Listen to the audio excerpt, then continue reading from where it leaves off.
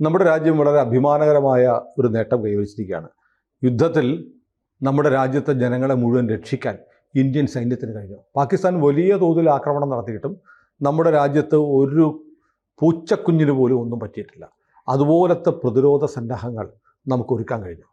നമ്മൾ രാജ്യത്തെ സൈന്യത്തെക്കുറിച്ച് അഭിമാനിക്കുമ്പോൾ അതിൻ്റെ പിന്നിൽ ഒരു മനുഷ്യൻ്റെ തീരുമാനമുണ്ട്. നരേന്ദ്രമോദി കഴിഞ്ഞ 10 വർഷം കൊണ്ട് മോദി എടുത്ത തീരുമാനങ്ങൾ. റഫേൽ വാങ്ങുന്നതിൻ്റെ പേരിൽ വലിയ പഴിയായിരുന്നു. രാഹുൽ ഗാന്ധി നാട് നീളെ നടന്ന് ചൗക്കിദാർ ചോർ എന്നൊക്കെ പറഞ്ഞ് പ്രസംഗിച്ചു. അവസാനം സുപ്രീം കോടതി വരെ പോയി റഫേൽ വാങ്ങാൻ പാടില്ല എന്ന് പറഞ്ഞു.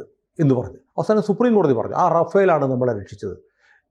40,000 കോടി മുടക്കിയിട്ടാണ് റഷ്യയിൽ നിന്ന് S-400 എന്ന് പറയുന്ന വ്യോമ പ്രതിരോധ സന്നാഹം മേടിച്ചത്. ആ വ്യോമ പ്രതിരോധ സന്നാഹം ഉൾപ്പെടെയുള്ള കാര്യങ്ങളാണ് ഒരൊറ്റ മിസൈലും വന്ന് ഇന്നലെ നമ്മുടെ 15 നഗരങ്ങളെയാണ്, ജനങ്ങൾ തിങ്ങിപ്പാർക്കുന്ന 15 നഗരങ്ങളിലേക്കാണ് പാകിസ്ഥാൻ ആക്രമണം നടത്തിയത്. ഇതിൻ്റെയൊക്കെ പേരിൽ ഇന്ത്യയിലെ പ്രതിപക്ഷം, ഇന്ത്യയിലെ മാധ്യമങ്ങൾ, രാഹുൽ ഗാന്ധി എന്ന് പറയുന്ന ഈ കോമാളിയെ പോലെ പ്രവർത്തിക്കുന്ന രാഷ്ട്രീയ നേതാവ് എന്തെല്ലാം പഴി പറഞ്ഞു ഈ മനുഷ്യനെ. എന്നിട്ട് മാത്രമല്ല, അദാനി ഇൻഡസ്ട്രീസ് ഉണ്ടാക്കിയ മിസൈലുകൾ, ഡ്രോണുകളാണ് ഇന്നലെ പാകിസ്ഥാനിലേക്ക് പറന്ന് എന്നതാണ് ആക്രമണം നടത്തിയത്. അത് അദാനിക്ക്, ടാറ്റയ്ക്ക്, മഹീന്ദ്രയ്ക്ക് ഒക്കെ ആയുധ നിർമ്മാണ കരാറുകൾ കൊടുത്തതിനും പഴി കിട്ടും.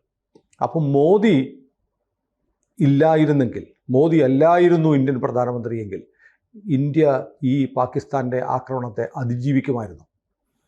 അല്ല, ഇന്ത്യ ലോകത്തെ സംബന്ധിച്ചിടത്തോളം 4ാമത്തെ സൈനിക ശക്തിയായിട്ട് വളർന്നു കഴിഞ്ഞിരിക്കുന്നു. അതിൽ തീർച്ചയായിട്ടും ഭരണകൂടത്തിനും ആ ഭരണകൂടത്തിൻ്റെ നേതൃത്വത്തിനും വലിയ പങ്കുണ്ട്, ഇല്ലെന്ന് പറയാൻ പറ്റില്ല. കാരണം ഇപ്പോൾ പാകിസ്ഥാൻ, അവിടെയും ചില ആളുകൾ ഭരിക്കുന്നുണ്ടല്ലോ. പ്രധാനമന്ത്രി ഒളിവിൽ അതെ, അല്ല, ആ പ്രധാനമന്ത്രി ഒളിവിൽ പോയി. അതിപ്പോൾ ഒരു പൊളിറ്റിക്കൽ ലീഡറിൻ്റെ മിലിറ്റൻസി എന്ന് പറയുന്നത് ഈ യുദ്ധം നടക്കുന്ന സമയത്ത് വളരെ കരുതലോടുകൂടി ഉപയോഗിക്കപ്പെടുന്നതാണ്.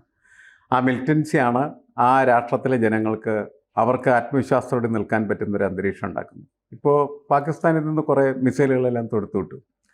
ആ മിസൈലുകളെയൊക്കെ തകർത്ത് തരിപ്പണമാക്കാനായിട്ട് നമ്മളുടെ പ്രതിരോധ സംവിധാനത്തിന് കഴിഞ്ഞു. അങ്ങനെ കഴിഞ്ഞതിൻ്റെ പേരിലാണ് നഗരങ്ങളെല്ലാം വലിയ പരിക്കൊന്നുമില്ലാതെ രക്ഷപ്പെട്ടതെന്നുള്ള ഒരു മനസ്സിലാക്കുക. അല്ലെങ്കിൽ അങ്ങോട്ടും ഇങ്ങോട്ടൊക്കെ യുദ്ധങ്ങൾ എത്ര മൃതദേഹങ്ങൾ കൊണ്ട് നിറഞ്ഞാനെ അങ്ങനെയാണ് സംഭവിക്കുന്നത്. പക്ഷേ ഈ യുദ്ധത്തിൽ നമ്മളെടുക്കുന്ന കരുതൽ എന്ന് പറയുന്നത് 2 രീതിയിലാണ്. ഒന്ന്, നമ്മൾക്കൊരു പരിക്ക് ഏൽക്കാതിരിക്കാൻ പാടില്ല. രണ്ടാമത്തത്, പാകിസ്ഥാനിലെ സാധാരണക്കാരായിട്ടുള്ള ആളുകൾക്കും അങ്ങനെ പരിക്ക് ഉണ്ടാവരുന്നുള്ള ഒരു കരുതൽ നമുക്കുണ്ട്. നമുക്ക് ഒറ്റ ടാർഗറ്റേ ഉള്ളൂ, ഒറ്റ പോയിന്റേ ഉള്ളൂ. അത് പാകിസ്ഥാനിലെ ഭീകര കേന്ദ്രങ്ങളാണ്. ഭീകരവാദികളെ നിർമ്മിക്കുന്ന, ട്രെയിൻ ചെയ്യുന്ന എല്ലാ കേന്ദ്രങ്ങളും തകർക്കുക എന്നുള്ളതാണ്. കാരണം ഇടയ്ക്കിടയ്ക്ക് അവിടെ നിന്ന് കുറേ ആൾക്കാർ ഇങ്ങോട്ട് നുഴഞ്ഞു കയറി നമ്മളുടെ വളരെ സാധാരണക്കാരായിട്ടുള്ള ആളുകൾ, പ്രത്യേകിച്ച് ഈ പഹൽഗാം പോലെയുള്ള ആയിട്ടുള്ള സ്ഥലത്ത് ടൂറിസ്റ്റുകളായിട്ടുള്ള എത്തിയ ആൾ, എത്ര നിഷ്കളങ്കരായ മനുഷ്യരാണ്. അവർ ചുമ്മാ പൂച്ചക്കുഞ്ഞുങ്ങളെ പോലെ വെടിവെച്ചിട്ട് അവൻ ഇവിടെ മതം ചോദിച്ചു. അത് ഒരിക്കലും അത് സഹിക്കാൻ പറ്റില്ല ഒരാൾ. ആ സഹിക്കാൻ പറ്റായ്മ എന്ന് പറയുന്നതാണ് നമ്മളെ യുദ്ധത്തിലേക്ക് ഇപ്പോൾ നയിച്ചതും കൊണ്ടുപോയതും.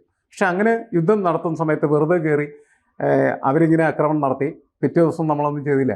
നമ്മൾ കുറച്ച് ദിവസം കാത്തിരുന്ന് ആവശ്യമായി 14 ദിവസം കാത്തിരുന്നു. അതെ, അത്രയും പാകിസ്ഥാനോട് പറഞ്ഞു നിങ്ങൾ നടപടി എടുക്കാൻ പറഞ്ഞു. അവർക്ക് എന്ത് നടപടി എടുക്കാൻ പറ്റും? നമ്മളീ 14 ദിവസം കാത്തിരുന്ന് പാകിസ്ഥാൻ നടപടി എടുക്കാൻ വേണ്ടിയിട്ടല്ല, 14 ദിവസം കൃത്യമായിട്ട് മുന്നൊരുക്കങ്ങൾ നടത്തി അവരെ തകർക്കേണ്ടത് എവിടെയാണോ അത് തകർക്കാനായിട്ട് തീരുമാനിക്കുകയും എവിടെയൊക്കെ ഉമ്മാരുണ്ടെന്ന് കൃത്യമായി ഐഡന്റിഫൈ ചെയ്തു അവിടേക്ക് തീർച്ചയായിട്ടും കൃത്യമായിട്ട് ആ മിസൈലുകൾ പായിച്ചു, തകർത്തു, തരിപ്പണമാക്കി. ആ കാര്യത്തിലേക്ക് വൻ വിജയം നമുക്ക് നേടിയെടുക്കാനായിട്ട് കഴിഞ്ഞു.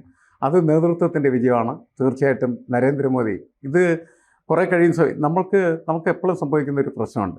പലപ്പോഴും ഇതെല്ലാം രാഷ്ട്രീയവൽക്കരിക്കപ്പെട്ടു പോകുന്നു. രാജ്യം യുദ്ധത്തിലേക്ക് പോകുന്ന സമയത്ത് രാഷ്ട്രീയവൽക്കരിക്കപ്പെടുന്ന അവസ്ഥകൾക്ക് പ്രസക്തിയില്ല എന്നുള്ളത്. യുദ്ധത്തിൽ വരുന്ന സമയത്ത് ഒറ്റക്കെട്ടാണ്.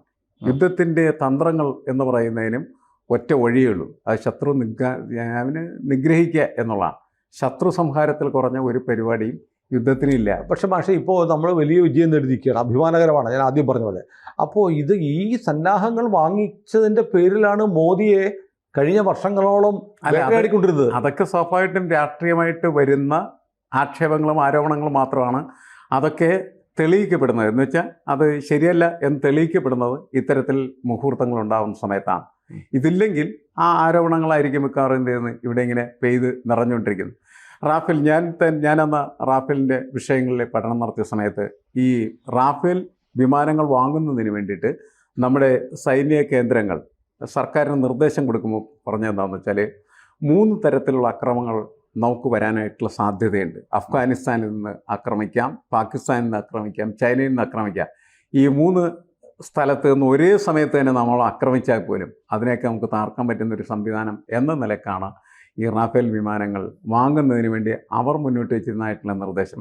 അത് ബോധ്യപ്പെട്ടത് കൊണ്ടാകണം പ്രധാനമന്ത്രി തീർച്ചയായിട്ടും അത് വാങ്ങിച്ചതെന്നാണ് നമ്മൾ മനസ്സിലാക്കുന്നത്. പക്ഷേ ഇപ്പോൾ ഏറ്റവും പവർഫുള്ളായ, ഏറ്റവും പ്രിസിഷൻ എന്ന് വെച്ചാൽ ഈ ശാസ്ത്രീയമായിട്ടുള്ള കൃത്യത ഉള്ള അറ്റാക്ക് നടത്താൻ പറ്റുന്നൊരു സംവിധാനം ഇത് മാറിയിട്ടുണ്ട്. അതിൻ്റെ പ്രകടനം നമ്മൾ കണ്ടു കഴിഞ്ഞാണ്. അപ്പോൾ അത് ആ രീതിയിൽ, അതായത് ശത്രു എവിടെ എനിക്കൊന്നും അതിൻ്റെ ടെലസ്കോപ്പിക് പ്രോസസ്സ് വരെ അതിൻ്റെ തന്നെ അതിൻ്റെ ക്യാമറകളെല്ലാം എവിടെയാണ് നമ്മുടെ ശത്രു എന്ന് വെച്ചാൽ അവൻ്റെ അടുത്തേക്ക് അത് പാഞ്ഞ് അവനെ തകർക്കുന്നതാണ്. മിസൈലുകൾ അങ്ങനെ തകർത്തിട്ടുണ്ട് ശരിക്കും. അത് വളരെ വലിയ വിജയമായിട്ട് ഇതിനെ മാറിക്കഴിഞ്ഞിരിക്കുകയാണ്. അതാണ് നാളെ നമ്മളിപ്പോൾ എനിക്ക് തോന്നുന്നില്ല ഇത് അധികാരം ഇത് നീണ്ടുപോകാനുള്ളൊരു സാധനം അവൻ്റെ അടുത്ത് ഇല്ല എന്ന് തന്നെയാണ് മനസ്സിലാക്കുന്നത്. അത് ഇടയ്ക്ക് വാർത്ത വന്നിരുന്നു. പാകിസ്ഥാനിലെ സൈനിക മേധാവികൾ യോഗം ചേർന്നപ്പോൾ അവരുടെ ഉന്നതതല യോഗം ചേർന്നപ്പോൾ പറഞ്ഞു നമുക്ക് 96 മണിക്കൂർ പൊരുതാനുള്ള ഷെല്ലുകളേ ഉള്ളൂ. കാരണം ഉക്രൈൻ റഷ്യ യുദ്ധം വന്നപ്പോൾ ഇതിന് വലിയ ഈ വിറ്റു, തേർഡ് പാർട്ടി ചാനൽ വഴി വിറ്റത് കൊണ്ട് ഇപ്പം നമുക്ക് സാധനമില്ല എന്ന് പാകിസ്ഥാൻ സൈനിക മേധാവികൾ പറഞ്ഞു. സ്വന്തം പട്ടാളം വെടിയുണ്ട വിറ്റ് കാശ് മേടിക്കുന്ന പട്ടാളം എന്ന് ആലോചിച്ച് നോക്കി. അല്ല, അത്തരം പട്ടാളങ്ങൾക്കൊന്നും ചെയ്യാനായിട്ട് കഴിയില്ല. അത് കൂലിപ്പട്ടാളം പോലും അല്ല. അത് കൂലിപ്പട്ടാളങ്ങൾക്ക് പോലും പിടിച്ചേക്കാൻ പറ്റില്ല. ഇതിന് ഈ യുദ്ധം ചെയ്യുമ്പോഴുള്ള പ്രശ്നം എന്ന് വെച്ചാൽ അതൊരു സ്പിരിറ്റ് കൂടി അതിനകത്ത് ആവശ്യമാണ്. അപ്പോൾ നമ്മളുടെ പട്ടാളക്കാർ യുദ്ധം ചെയ്യുന്ന സമയത്ത് അവർ ഇന്ത്യക്ക് വേണ്ടി യുദ്ധം ചെയ്യുകയാണ് ചെയ്യുന്നത്. ഇന്ത്യയിലെ എല്ലാ രാഷ്ട്രീയ പാർട്ടികളും ഇന്ത്യയിലെ എല്ലാ മനുഷ്യരും ഒറ്റക്കെട്ടായി നിൽക്കുകയാണ് ചെയ്യുന്നത്. ഇതിൻ്റെ ഒരു ശക്തി എന്ന് പറഞ്ഞാൽ വളരെ വലിയ ശക്തിയാണ്. ഈ ഒറ്റക്കെട്ടായി നിൽക്കൽ എന്ന് പറയും. അത് അവർക്ക് പറ്റില്ല. കാരണം എന്ന് വെച്ചാൽ അവർ വെടിയുണ്ട വിറ്റ് ജീവിക്കുന്ന ആളുകളാണെങ്കിൽ, അതുപോലെ തന്നെ ആ പട്ടാള നേതൃത്വം അവരുടെ താഴെയുള്ളതായിട്ടുള്ള ഓഫീസർമാരോടൊക്കെ പെരുമാറുന്ന വളരെ മോശമായിട്ടായിരിക്കും. ഒന്ന്. രണ്ടാമത്തെ കാര്യം, അവർക്ക് ശമ്പളം വരെയൊക്കെ കൊടുക്കണം എന്നില്ല. ഇപ്പം എല്ലാ തരത്തിലും അസംതൃപ്തരായിരിക്കുന്ന ഒരു പട്ടാളമാണ് ഇപ്പോൾ പാകിസ്ഥാൻ്റെ കയ്യിലുള്ളത്. പിന്നെ മാത്രമല്ല എൻ്റെ ആഭ്യന്തര കലാപങ്ങൾ, ബലൂചിസ്ഥാൻ ലിബറേഷൻ ആർമി, പിന്നെ അഫ്ഗാനിസ്ഥാനിൽ പോയി അവിടെ ഇവരെല്ലാവരും കൂടി ആകെ പാകിസ്ഥാനെ നിരങ്ങി നശിപ്പിച്ചുകൊണ്ടിരിക്കുന്ന സമയത്ത് എങ്ങനെയാണ് പാകിസ്ഥാൻ? ചില ആളുകൾക്ക് ഈ മിലിറ്ററി ഓപ്പറേഷൻ സിന്ദൂർ എന്ന് പേരിട്ടത് ഇഷ്ടപ്പെട്ടിട്ടില്ല. അതൊരു ഹൈന്ദവ ചിഹ്നമാണെന്ന് ആക്ഷേപം ആളുകൾ പറയുന്നുണ്ട്. അതായിരിക്കാം. കാരണം അങ്ങനെ ആയാൽ പോലും അതിന് കുഴപ്പമില്ല. കാരണം ആ ആക്രമണം അപ്പുറത്ത് നടത്തിയത് വർഗീയമായി തന്നെയാണ് അല്ലേ? അവര് മതം ചോദിച്ചിട്ടാണ് സീമന്തരേഖയിൽ സിന്ദൂരം തൊട്ട സ്ത്രീകളുടെ സിന്ദൂരം ഇല്ലാതാക്കാനുള്ള അങ്ങനെയാണ്. അപ്പോൾ പിന്നെ അതിൻ്റെ ആലോചനയിൽ സ്വാഭാവികമായിട്ട് അങ്ങനെ തന്നെ വരുള്ളൂ. അങ്ങനെയാണ് ഈ ഓപ്പറേഷൻസിനൊക്കെ പേരിടുന്നത്. അങ്ങനെയാണ് അതിന്റെ പിന്നിലുള്ള കാര്യങ്ങളെല്ലാം പഠിച്ച് മോദി തന്നെയാണ് ഈ പേര് നിർദ്ദേശിച്ചതെന്ന് പറയുന്നത്. അല്ല, അപ്പോൾ അങ്ങനെ തീർച്ചയായിട്ടും ചെയ്യും. അതിലെന്തിന് പ്രതിഷേധിച്ചിട്ട് കാര്യമില്ല. അത് നമ്മൾ അക്സെപ്റ്റ് ചെയ്യുക. കാരണം ആ സിറ്റുവേഷൻ അതായിരുന്നു. അവിടെ വർഗീയത, മതം അതൊക്കെ പ്രധാന ഘടകമായിട്ട് വന്നു അല്ലേ? അങ്ങനെയാണ് അവരുടെ ഭീകരാക്രമണം തന്നെ അങ്ങനെയായിരുന്നു. അപ്പം അതിന് തിരിച്ചടിക്കും സ്വാഭാവികമായിട്ട് അതുണ്ടാവും. പ്രതികാരം ചെയ്യുമെന്നുള്ള മോദിയുടെ വാഗ്ദാനം പാലിക്കപ്പെട്ടോ? അത് പ്രതികാരം തന്നെയാണ്. വാക്ക് പാലിക്കണം. കാരണം ജനങ്ങളുടെ ഉള്ള ഒരു ഉത്തരവാദിത്തമാണ്. കാരണം വൈകിയത് പോലും ആ വെടിയേറ്റ് മരിച്ച കുടുംബങ്ങൾക്ക് ഇഷ്ടമായിരുന്നില്ല ശരിക്കും പറഞ്ഞു. പക്ഷെ വൈകണത് എന്തുകൊണ്ടാണ് എന്ന് തയ്യാറെടുപ്പുകൾ വേണം. അത് തയ്യാറെടുപ്പ് കൃത്യമായിട്ട് വേണം. അത് വളരെ ശാസ്ത്രീയമായിരിക്കണം. അതിൻ്റെ എല്ലാ കാര്യങ്ങളും കൃത്യമായിട്ട് ചെയ്തിട്ടാണ് ഇത്തവണത്തെ ഓപ്പറേഷൻ നമ്മൾ നടത്തിയേക്കണം. അതുകൊണ്ടാണ് ഈ ഓപ്പറേഷൻ ഇത്രമാത്രം വലിയ വിജയമായി മാറിയത്. ആസ് എ പൊളിറ്റീഷ്യൻ മോദിയുടെ പൊളിറ്റിക്കൽ ഗ്രാഫ് വർദ്ധിച്ചോ? അത് തീർച്ചയായിട്ടും ഒരു യുദ്ധത്തിൻ്റെ പ്രത്യേകത അല്ലേ. യുദ്ധങ്ങളാണ് രാഷ്ട്രീയ നേതാക്കളെ പരമോന്നതമായിട്ടുള്ള സ്ഥാനങ്ങളൊക്കെ ഉയർത്തുന്നത്. മോദി കുറേ കാലത്തേക്ക് ഇനി തിരിഞ്ഞു നോക്കേണ്ടി വരില്ല. കാരണം അത്ര ശക്തമായിട്ടുള്ള രീതിയിൽ ഇത് പ്രവർത്തിക്കുമ്പോൾ അവരുടെ ഗ്രാഫാണ് ഉയരുന്നത്. അവരുടെ രാജ്യത്തിന്റെ ഗ്രാഫ് ഉയരും. രാജ്യത്തിന്റെ ഗ്രാഫ് ഉയരും. രാജ്യത്തിന്റെ ഗ്രാഫ് ഉയരുന്നുണ്ട്. രാജ്യത്തെ നയിക്കുന്നവരുടെ ഗ്രാഫ് ഒപ്പം ഉയരും. അതാണ് ഇതിൻ്റെ ഒരു നേട്ടം എന്ന് പറയും. പൊളിറ്റിക്കലി ഇത് അവർക്ക് ഗുണകരമായി മാറിത്തീരുകയാണ് ചെയ്യുന്നത്. മറ്റുള്ളവർക്ക് അതിനകത്ത് കാഴ്ചക്കാരായിട്ട് നിൽക്കാനുള്ളൂ. അവരതിനകത്ത് ഇടപെടാതിരുന്നാൽ അവർക്ക് അത്ര നല്ലത്. അതെ, ഇടപെടാതിരുന്നാൽ അവരെ ചീത്ത മാത്രം. ഏതായാലും ഈ പിയേഴ്സൺ മാഷ് ഇപ്പോൾ മോദിക്ക് എത്ര മാർക്ക് കൊടുക്കും? അല്ല, ഈ വിഷയത്തിൽ ഇപ്പോൾ 100% മാർക്ക് കൊടുക്കാവുന്ന രീതിയിലുള്ള പ്രവൃത്തിയായിട്ടാണ് ഞാൻ കണക്കാക്കുന്നത്. കാരണം ഇനി അത് എങ്ങനെ മാറുമെന്ന് നമുക്ക് പറയില്ല. കാരണം എന്താണെന്ന് വെച്ചാൽ യുദ്ധം നീണ്ടുപോയി കഴിഞ്ഞാൽ നമുക്ക് ആ മാർക്ക് കുറയ്ക്കാൻ പറ്റുന്ന തരത്തിലുള്ള ഓപ്പറേഷൻസൊക്കെ വരാൻ സാധ്യത കൂടുതലാണ്. ഇപ്പോൾ ചെയ്തിരിക്കുന്നതിൻ്റെ പ്രത്യേകത എന്താണ്? ഭീകരാക്രമണ കേന്ദ്രങ്ങൾ, ഭീകരരുടെ ട്രെയിനിങ് സെൻ്ററുകൾ തകർത്തു.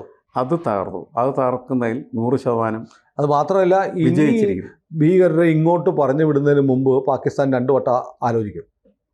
അല്ല, അത് നല്ല പണി കിട്ടും. അല്ല, ഇവർ വിചാരിച്ച പോലല്ല. അവരെ ആലോചിക്കുക, അവർ വെറുതെ എന്താണ് ആലോചിക്കേണ്ടതൊന്നുമല്ല, അവർക്കറിയാം ഇത് കിട്ടുമെന്ന്. പക്ഷെ അവർക്ക് അവരുടെ രാജ്യത്ത് നിലനിൽക്കണ്ടേ? അതിന് ചില ഒട്ടുസൂത്രങ്ങൾ ചെയ്യാൻ വേണ്ടി നടത്തുന്ന പ്രക്രിയകൾ മാത്രമായിട്ട് നമ്മൾ അതിനെ കണക്കാക്കും. ഇവന്മാർ കുറെ കഴിയുമ്പോൾ ആരും ഉണ്ടാവില്ല. ഇതൊക്കെ ചിഹ്ന ഭിന്നമായി തകർന്ന് തരിപ്പണമായി മാത്രമാണ് ഇന്ത്യക്ക് സ്വസ്ഥമായിട്ട് ജീവിക്കാൻ പറ്റുള്ളൂ. അല്ലെങ്കിൽ ഇടക്കിടക്ക് ഇവന്മാരിങ്ങനെ ഇനി മാന്തിക്കൊണ്ടിരിക്കും. അപ്പം ഞാൻ പറയണ വളരെ കൃത്യമായിട്ട് പൊളിറ്റിക്കൽ സ്ട്രാറ്റജി വെക്കുന്ന ഒരു ആ രാഷ്ട്രത്തിൻ്റെ നേതാവിന് ചെയ്യാവുന്ന ഒരു കാര്യം ആ സെൻറ്ററുകളെ സമ്പൂർണ്ണമായിട്ട്, എന്ന് വെച്ചാൽ ഭീകരരെ വളർത്തിക്കൊണ്ടുവരുന്ന ട്രെയിനിങ് സെൻറ്ററുകളെ സമ്പൂർണ്ണമായിട്ട് ഇല്ലാതാക്കുക എന്നുള്ളതാണ്. രാഷ്ട്രീയമായിട്ട് പലതരം താല്പര്യങ്ങൾ എല്ലാവർക്കും ഉണ്ടാകും. അതൊന്നും ചർച്ച ചെയ്യേണ്ട സമയം ഇപ്പോഴല്ല. അതാണ് പ്രധാനപ്പെട്ട കാര്യം. ഇപ്പോൾ ഒറ്റ വിഷയമുള്ളൂ, നമ്മുടെ രാഷ്ട്രം ആക്രമിക്കപ്പെട്ടിരിക്കുന്നു, നമ്മൾ തിരിച്ചടിക്കും. അത് തിരിച്ചടിക്കുന്നതിൽ നമ്മുടെ ഈ രാഷ്ട്രീയ നേതൃത്വം എന്ത് നിലപാടാണ് സ്വീകരിക്കേണ്ടത്? എല്ലാവരെയും വിളിച്ചു കൂട്ടി അവർ വളരെ കൃത്യമായിട്ടാണ് ചെയ്തിരിക്കുന്നത്. സർവകക്ഷി യോഗം കൂടി എല്ലാവരും കൂടി തീരുമാനിച്ചു, പാർലമെൻറ്റ് തീരുമാനിച്ചു. അത് ജനാധിപത്യ സംവിധാനത്തിൻ്റെ കൂടി പ്രത്യേകതയാണ്. ഒറ്റയ്ക്കൊക്കെ ചെയ്യാം, ആരോടും ചോദിക്കേണ്ടതൊക്കെ ചെയ്യാം. പക്ഷെ അങ്ങനെയല്ല ചെയ്ത് ശരിയായ രീതിയിൽ ചെയ്യേണ്ട കാര്യങ്ങൾ ചെയ്തിരിക്കുന്നു. അതുകൊണ്ടാണ് ഈ 100% മാർക്ക് എനിക്ക് കിട്ടുന്നത്.